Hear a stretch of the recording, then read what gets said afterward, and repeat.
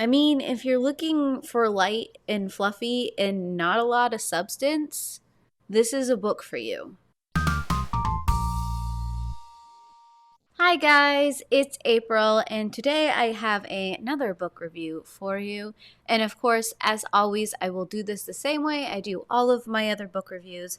I will have the non-spoilery section up front, followed by the spoiled-filled dump afterwards, just in case you don't want to spoil yourself. But of course, I will not judge you if you decide to go to the spoiled-filled section. And of course, since this is a review in color, feel free to mute me when we get to the spoiled field section if you want to continue to see this piece being done, but not spoil yourself for the book. So Talk Bookish to Me by Kate Bromley is the story of Kara, who is a romance author. She does a lot of historical romance, but she dabbles here and there in other books.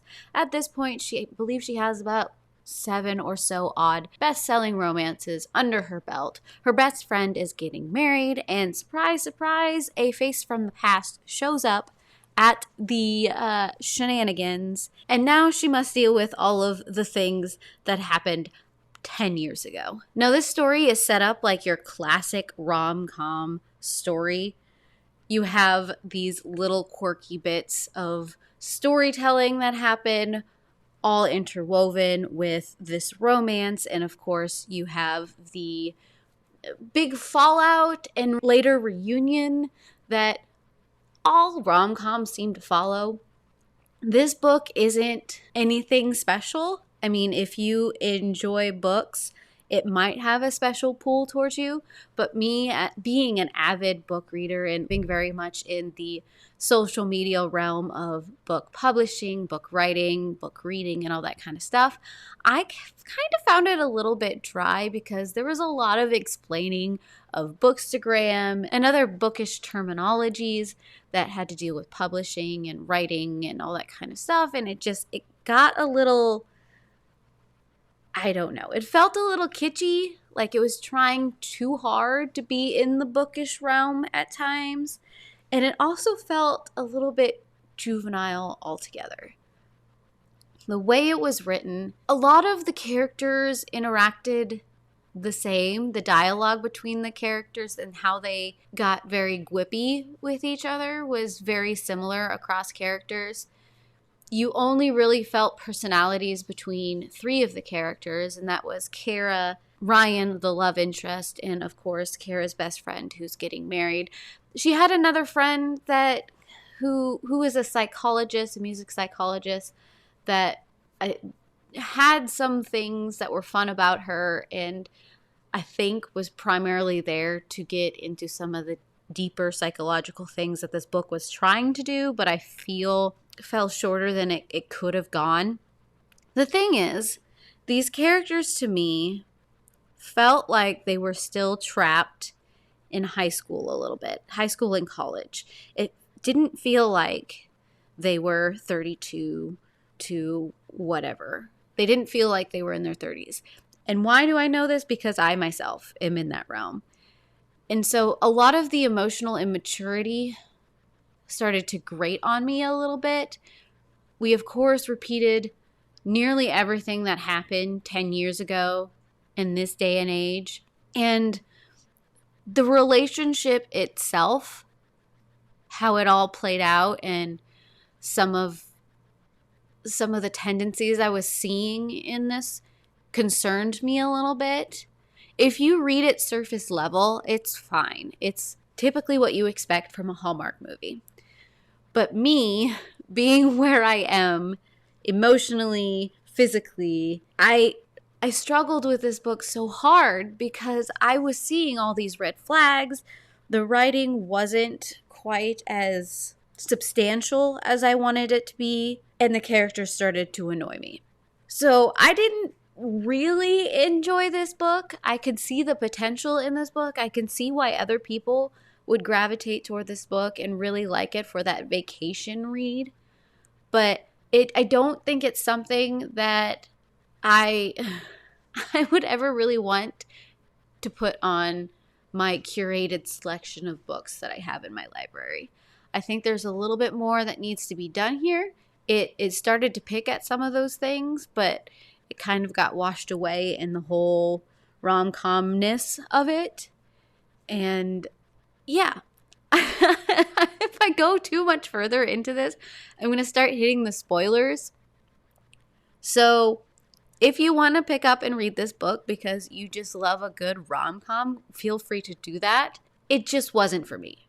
It wasn't. So here's where I'm going to start getting into some spoilers. And some of what I have to say might be a little triggering because there are some things in this book that definitely triggered me. So there's a warning there, and I'm just going to get into it. I mentioned how kitschy and slightly juvenile this book was, with how it tried to be very modern in the bookstagram realm and the author writing realm and all that kind of stuff. I didn't enjoy that. It might be because I live in this realm and I see it every day. It's not something new or novel to me. So the dialogue when Kara is trying to explain a lot of this to Ryan just felt forced and didn't really feel true to life. I sit here and I explain this kind of stuff to my husband all the time. I can't say he gets super excited about it, but I also don't run around like a crazy person. And that, I don't know. There's something about the whole dynamic of trying to bring the title, Talk Bookish, to me into the story. Just, it didn't work for me. It felt forced, it wasn't fun, and it was very dry. But the biggest thing I disliked about this book is the fact that we find out that Ryan is technically cheating on his fiancée with Kara. And it becomes this whole great big thing. And we spent the next 30% of the book moping in Rome, meeting this other man who ends up just being this plutonic thing going on, and ultimately forgiving Ryan for being an idiot. There is several things in a relationship now that I'm old and decrepit that I need stability with. And one of those things is trust. The amount of communication issues between these two people that you see starting out 10 years ago that hadn't changed when they meet up again. And then you have this fallout of technically Kara being the other woman, but because they love each other so much, it's okay. That grated on me because unless they, first of all, there is some serious restructuring that needs to happen in this relationship for it to work, that you don't ever see any of that kind of development or where that can come from, given how these characters are. They need to start out as friends first. And I'm coming at this from personal experience. I find it hard to believe that at 30, they have the emotional, hormonal pull that they had 10 years ago. And they don't have the experience at this point to say, hey, wait a minute.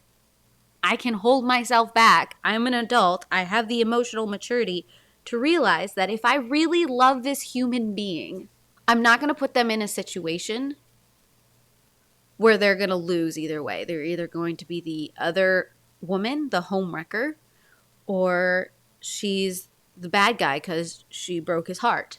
But it comes down to the fact that Ryan loved her so much that he couldn't hold back and he couldn't tell her about the fiancé. And every time he did, she always told him to stop talking, and it was never a thing that happened. And then the fact that he tried to compare the fact that he was hiding a fiancé to the fact that she forgot that she was about to go on a trip for 6 months and tried to equate them. I don't like this relationship. And ultimately, that is why I dislike this book.